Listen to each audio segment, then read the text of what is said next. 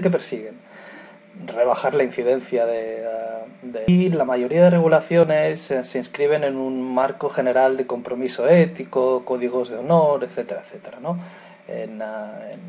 Sobre todo en universidades norteamericanas, canadienses, existen unos códigos de honor que los estudiantes de muchísimas universidades, cuando se matriculan de la carrera que sea, están obligados a leer esos códigos de honor y en algunos casos a firmar contratos en los cuales pues se comprometen a seguir los principios, valores y demás que se instauran en esos códigos de honor. En la estrategia normativa hay una variación muy amplia, hay un abanico amplísimo en cuanto a las medidas que se adoptan. Hay desde medidas muy severas que llegan a quitar titulaciones académicas a gente que ya había acabado una carrera, unos estudios, y que a posteriori se ha demostrado, se ha probado que había copiado, por ejemplo, una tesis de fin de carrera, una tesis, lo que sería nuestro trabajo de fin de grado ahora, ¿no? A situaciones que son bastante más suaves, que es pues hablar con el alumno, suspender la asignatura y demás. Por lo tanto, el decálogo de sanciones, por así decirlo, de medidas, es muy variopinto. Les pongo aquí el caso, por ejemplo, para que vean que un poco también en cada país o en cada contexto el marco regulador es bastante diferente. Supongo que habrán seguido en las noticias estos últimos años los escándalos que ha generado la detección de casos de plagio bastante severos en tesis doctorales de políticos alemanes. En Alemania hay un grupo de trabajo, sobre todo son una gente de informática, que se dedica a revisar tesis doctorales, sobre todo de políticos, y han descubierto bastantes casos. Uno de los tantos pues es el de la ministra de Educación, que habiendo acabado 33 años antes un doctorado y siendo doctora, bueno, pues este grupo de trabajo alemán se puso a revisar su tesis doctoral y se dio cuenta de que, bueno, que había partes sustanciales, bastantes copiadas de otros trabajos. Y eso pues obligó primero se le retiró el título, en primer lugar, y en segundo lugar ya dimitió de su cargo. La cuestión es clara desde mi punto de vista, ¿no? ¿Y qué pasaría en España? Me temo que de alguna manera se encontraría algún agujero, alguna triquiñuela para que no tuviera que serle revocado el título, estoy prácticamente seguro de eso. Y en segundo lugar, no creo que dimitiría por esa nimiedad. Por tanto, yo creo que ahí también enfrentamos una cuestión bastante seria y es una cuestión cultural. He estado leyendo algunas de sus, bueno, las he leído todas, pero las aportaciones que han hecho en relación a la primera actividad, ¿no? Y estoy, en primer lugar, estoy de acuerdo al 99%, 100% con muchas de las cosas que han expresado. Y en segundo lugar, ya hay alguno de ustedes que ha dejado caer un poco, ¿no? esa cuestión cultural, ¿no? Ese país de lazarillos de Tormes, ¿no? que es el nuestro. Y yo creo que eso es algo que se debe cambiar, y creo que es algo que se debe cambiar primero desde las estructuras universitarias, y creo que es algo en lo que nosotros como docentes, como trabajadores de una institución, yo creo que no debemos tolerar por más tiempo. Al respecto, les comentaré al final de las sesiones una serie de ideas y de propuestas muy decentes que les quiero formular. Pero eso, si acaso, lo dejaremos para más adelante. En relación a la estrategia normativa, miren, se ha demostrado que si se cumplen estas condiciones, la estrategia normativa, funciona. La primera, que exista una regulación al respecto, de perogrullo, pero importante, ¿sí? Es decir, que exista una regulación en la cual haya un apartado concreto donde se especifique qué supone fraude en la evaluación, qué tipos de fraude en la evaluación hay y qué consecuencias supone la comisión de fraude en la evaluación, en este caso plagio más concreto. Segundo punto, que sea lo más clara posible y no dé lugar a interpretaciones. Eso es fundamental. Luego les mostraré algunos ejemplos de normativas españolas, de universidades españolas, donde la cosa no queda claro. La cosa no queda clara. Y ante la cosa que no quede clara, eso genera inseguridad. Y genera sobre todo inseguridad en el profesor. Porque si al profesor le dices que si se descubre algún fragmento de un trabajo copiado y demás en la reglamentación, se puede llegar a suspender al alumno con un 0,0, si se descubre un trozo, ¿eso qué significa? ¿Que con una frase que esté copiada puedo suspender al alumno con un 0,0? ¿Que tiene que haber más de la mitad del trabajo copiado para que yo pueda suspenderle con un 0,0? ¿O puedo ponerle un 3? ¿O puedo ponerle un 4? Por tanto, eso genera muchísima inseguridad en el profesor, porque luego el profesor lo que desde mi punto de vista tiene que tener es una normativa muy clara, el alumno también conocer una normativa muy clara y saber que si comete tal falta le va a suponer tal sanción. Eso por un lado. Luego, que la normativa, en la medida de lo posible, sea consensuada por todos los actores. Y ahí entra pues tanto el personal de la administración, como el profesorado, como el alumnado. Evidentemente, que también sea conocida por todos los actores. A mí me gustaría preguntarles, les lanzo la cuestión de si conocen la reglamentación académica de su universidad, si conocen primero la existencia, que sí, se supone, y en segundo lugar, si conocen realmente y en profundidad, si se la han leído, si la han estudiado, si la conocen, si la manejan, si son conocedores de la misma. Y eso es muy importante, que se conozcan, no solo por los profesores, pero evidentemente también por los alumnos. A los alumnos se les hacen presentaciones del curso y de 1000 historias y de no sé qué, de no sé cuántos, y ahora con Bolonia cronogramas y si me lo permiten, 1000 chorradas, pero cosas tan básicas como presentarles lo que sería la carta de sus derechos y deberes en la universidad, eso no se contempla, o como mínimo en la universidad donde yo trabajo. Y los alumnos acaban la carrera sin saber, sin tener ni pajolera idea, muchos de ellos, de que existe un reglamento en la universidad y un reglamento que se debe seguir. Y finalmente, el quinto punto tiene que ver con que esos reglamentos que existan, que sean claros, que sean concisos, que estén consensuados, que se conozcan por todo, que se apliquen. Es decir, lo que no sirve es que exista un reglamento sobre integridad académica que hable de plagio, que defina exactamente lo que se considera plagio, que defina exactamente las sanciones a aplicar en caso de plagio, etcétera, etcétera, y que luego a la hora de la verdad se quede en papel mojado, que luego a la hora de la verdad cada profesor haga lo que quiera, lo que pueda, lo que considere, y que no haya una homogeneidad en las actuaciones, porque eso pues nuevamente genera inseguridad, eso nuevamente genera que los alumnos hacen lo que les parece, porque a uno le han suspendido, a la otro no le han suspendido, entonces voy a probar a ver si no me suspenden a mí también, etcétera, etcétera, ¿no? Por lo tanto, es importante que se apliquen los reglamentos y las normas.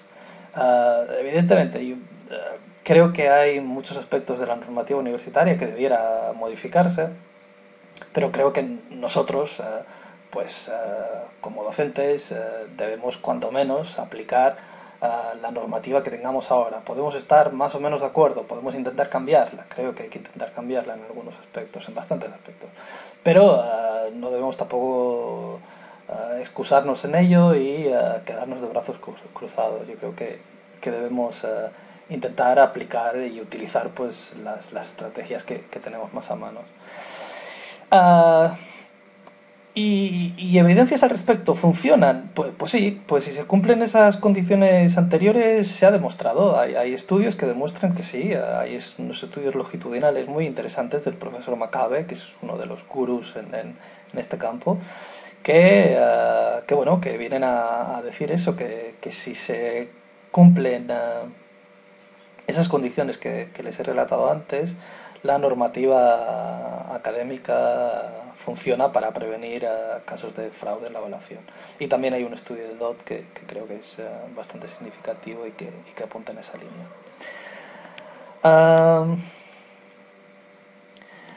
Hay tres grandes ámbitos de actuación a nivel reglamentario. Primero nos encontraríamos con un ámbito de actuación que sería a nivel institucional y que debiera ser el paraguas debajo del cual se situaran los otros dos niveles que les comentaré, y ahí pues está basado en un reglamento general de la universidad, ¿no? En el cual pues se tenga que definir qué se considera plagio y también otras formas de deshonestidad, perdón, y cómo actuar ante él, ¿no? Lo que les comentaba antes. Luego bajamos un peldaño y nos encontraríamos con el nivel de facultad o escuela, en el cual, pues, dentro de los reglamentos de la facultad se comenta, se hace referencia a, pues, qué es el fraude académico, el plagio, no sé qué, no sé cuántos, y las sanciones que desde la facultad se pueden arbitrar si se descubre que alguien comete algún acto contra la probidad académica. Y finalmente a nivel aula, ¿no? Y hablaríamos de casos en los que el profesorado establece en sus programas de asignaturas pues una sección dedicada a comentar aspectos relativos a la comisión de plagio. Eso luego lo veremos con tres ejemplos, ¿vale? Si quieres, mire, lo vemos ahora. El primero es del Reglamento de Normas de Evaluación del Aprendizaje de la Universidad de Zaragoza. He cogido ejemplos de universidades del G9 para que así podamos ver un poco qué hacen las instituciones donde trabajamos. Y si en este reglamento, que es del 2010, ya final 2010, prácticamente 2011, buscamos plagio, ¿cómo aparece? Bueno, pues aparece en el artículo 30 y habla de las sanciones a aplicar en el caso de plagio. Ahora bien, si leen el fragmento, viene a decir que si en el desarrollo de una prueba de evaluación del profesorado involucrado tiene conocimiento de la quiebra de los principios de decoro, legalidad o mérito individual, tales como el uso de documentos o herramientas no permitidas, la copia e intento de copia de los resultados obtenidos por compañeros, la comunicación entre estudiantes en temas referentes a la evaluación, el plagio, lo deja ahí, o un comportamiento impropio, procederá a la expulsión inmediata del estudiante de la prueba de evaluación, le suspenderá la prueba y levantará acto de los motivos, que elevará al centro junto con las verificaciones documentales, no sé qué, no sé cuántos. Bueno, vale, pero nuevamente, lo que les comentaba antes, plagio. Es lo mismo que el estudiante haya plagiado por desconocimiento dos frases en un trabajo o que la haya copiado por entero. Se le debe suspender radicalmente si ha cometido un error o puede rectificarlo. ¿Ven qué quiero decir? Que bueno, que está bien, que se ha introducido en la normativa de la Universidad de Zaragoza, lo cual me parece muy bien, el tema del plagio. Ahora bien, ni se explica qué se considera plagio y qué no se considera plagio, ni las medidas a adoptar pues los pone todos en el mismo paquete, ¿no? Yo creo que dependiendo de la severidad, de la gravedad de la infracción, pues habrá que adoptar una medida u otra, ¿no? Este sería un ejemplo de normativa general. Luego volveré a esta normativa porque hay un aspecto que he descubierto que me ha interesado. Por tanto, normativa general de la universidad. Les colgué la normativa de la Facultad de Derecho de la Universidad de Oviedo relativa a la elaboración del trabajo de fin de grado, y aquí también, si buscamos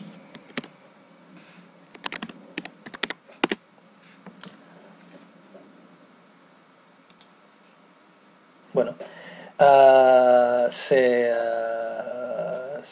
dice que no se va a consentir la práctica de plagio en ningún caso, de ningún trabajo, etcétera, etcétera. Y en el apartado 7 se hace mención específica al tema del plagio y se comenta que si se descubre que hay algún trabajo de fin de grado copiado con algún tipo de plagio, quedarán automáticamente suspensos con la calificación de 0. Nuevamente, muy bien, fantástico, pero supongo que también quizás cabría pues hacer una diferenciación, ¿no?, entre lo que es un plagio completo de un plagio pues accidental, que se haya podido olvidar una cita. Eso yo creo que eso puede pasar y tampoco tendría que suponer la suspensión con un 0 del trabajo de fin de grado, ¿no? Pero bueno, eso si acaso lo comentaremos en el foro de discusión. Por lo tanto, ese es un ejemplo de una facultad en el que, desde mi punto de vista muy acertadamente, incorporan en la guía de elaboración del trabajo de fin de grado, en este caso, aspectos relativos a la normativa sobre fraude en la elaboración y el plagio en particular. Y finalmente les tengo un ejemplo de la incursión en una guía docente de una asignatura de la Universidad de las Islas Baleares de aplicación de robótica, donde en el apartado de evaluación del aprendizaje se comenta al alumnado, se le hace saber, bueno, pues cuál es la normativa, en este caso de la Universidad de las Islas Baleares, relativa a el fraude en la evaluación. Por tanto, son 3 niveles, y desde nuestra perspectiva, nuestro trabajo, yo ¿qué les sugiero a ustedes? Les sugiero que incluyan en las guías docentes de sus asignaturas siempre una referencia a la reglamentación académica. Y no solo eso, sino que sea uno de los aspectos que el primer día de clase, cuando se presenta la asignatura, se trate, se hable y se dejen sentadas las bases muy claras desde el momento cero, que los estudiantes entran a trabajar con nosotros y se les dice: mira, vais a tener que hacer tantos trabajos de estas características, lo que sea, y a la hora de hacer trabajos debéis tener en consideración que esta universidad tiene una normativa específica relativa a este tema, del fraude en las evaluaciones, lo que sea, ¿no? Por lo tanto, yo creo que es importante, y creo que es lo que desde nuestra posición de docentes debemos hacer. Por tanto, hemos visto un poco los 3 tipos. Les he añadido en los recursos que tienen diferentes lecturas en este módulo, igual que en cada uno de ellos, ¿no? Y dentro de los recursos he dividido entre un poco la situación que hay en España, una serie de estudios que son básicamente los que le comenté de Macabe sobre evidencias que existen al respecto de la funcionalidad de estas medidas, y luego algunos ejemplos de reglamentos sobre plagio en otros países. Referente a la situación en España, me gustaría, hay dos artículos básicamente, uno que es de un profesor, sí, son profesores de Derecho, alguno quizás le puede conocer, que se llama Santiago Cabanillas, es un profesor de la Universidad de las Islas Baleares, que hizo un trabajo que es, a mí me parece muy interesante sobre cómo contempla la normativa universitaria española el tema del ciberplagio y demás. Y luego les colgué también uno, que es un artículo que les he puesto un comentario en el mismo, que me gustaría que mantuvieran cierta discreción, mucha discreción, porque es un artículo que tenemos entregado en una revista, está en fase de evaluación, y en este artículo lo que les presentamos es un estudio que hicimos de todos los reglamentos académicos, códigos éticos, etcétera, que había en las universidades españolas. El trabajo se desarrolló a lo largo del 2013, por tanto los datos están actualizados a 2013, y creo que es un trabajo que puede dar bastante juego luego a la hora de comentar y de discutir entre nosotros al respecto, ¿no? en un foro que voy a abrir.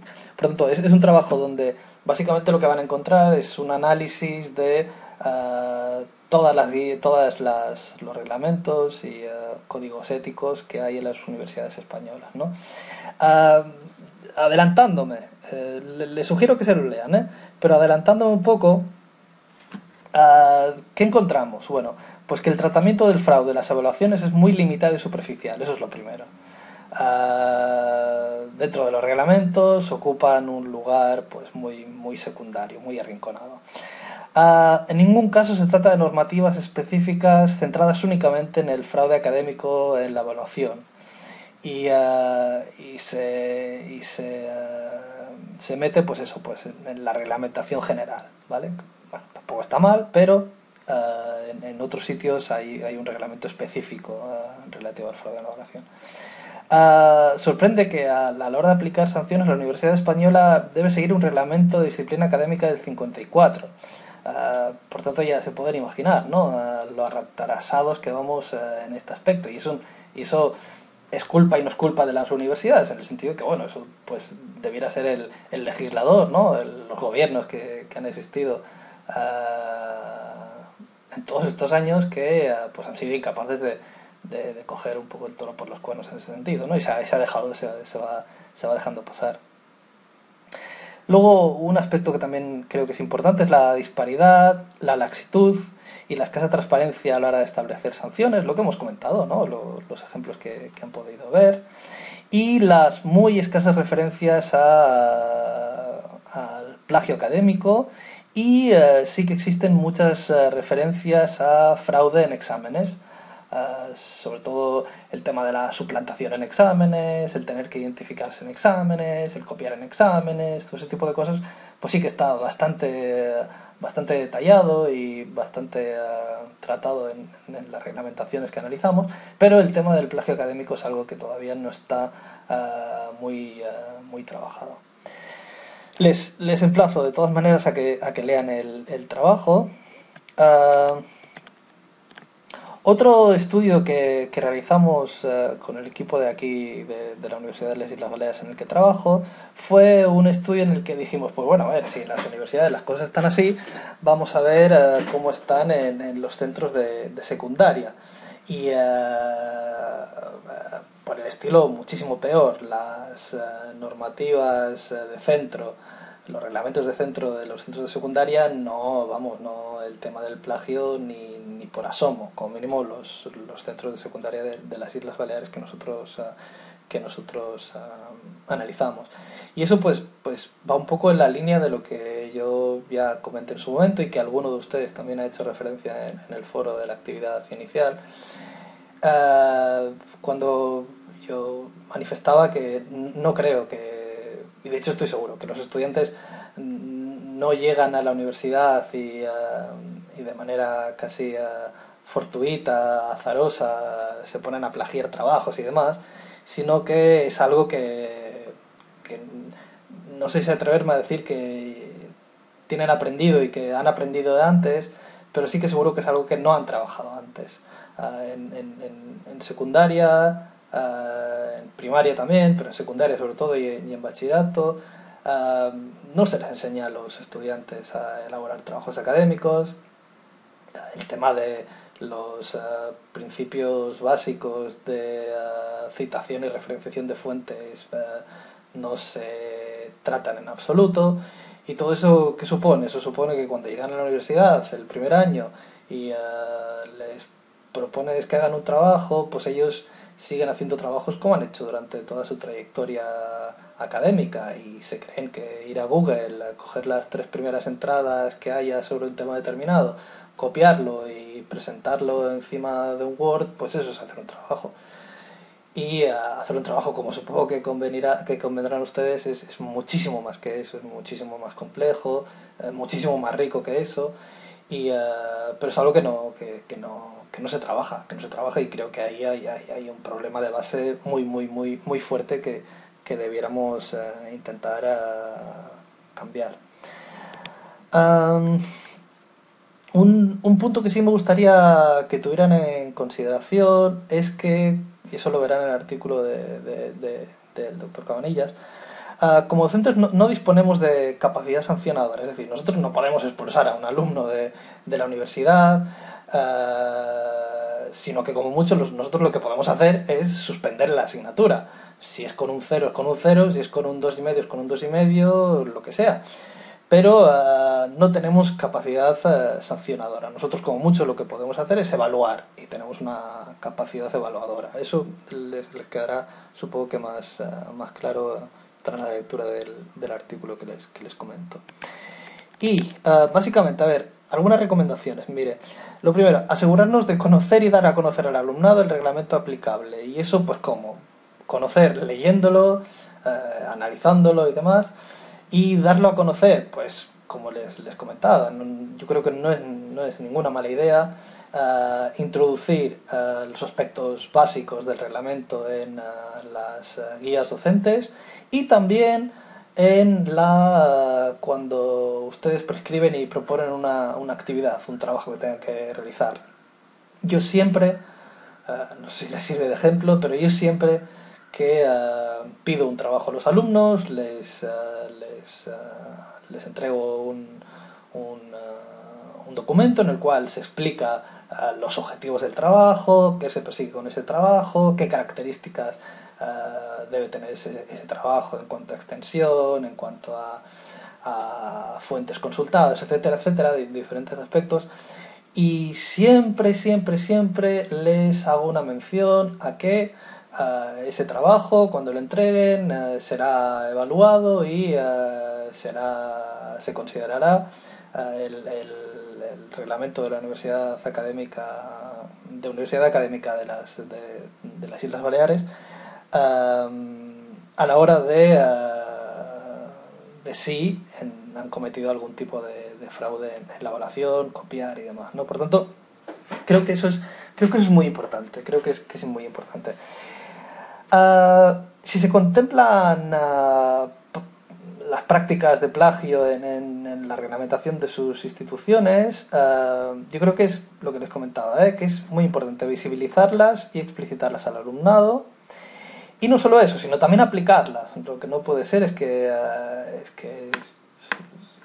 exista esa norma, que la conozcamos, que se la hagamos conocer al alumno y que luego no la apliquemos, ¿no? Tenemos que aplicarla. Y en eso creo que no hay otra, no podemos hacer dejación de funciones en ese tipo de cosas.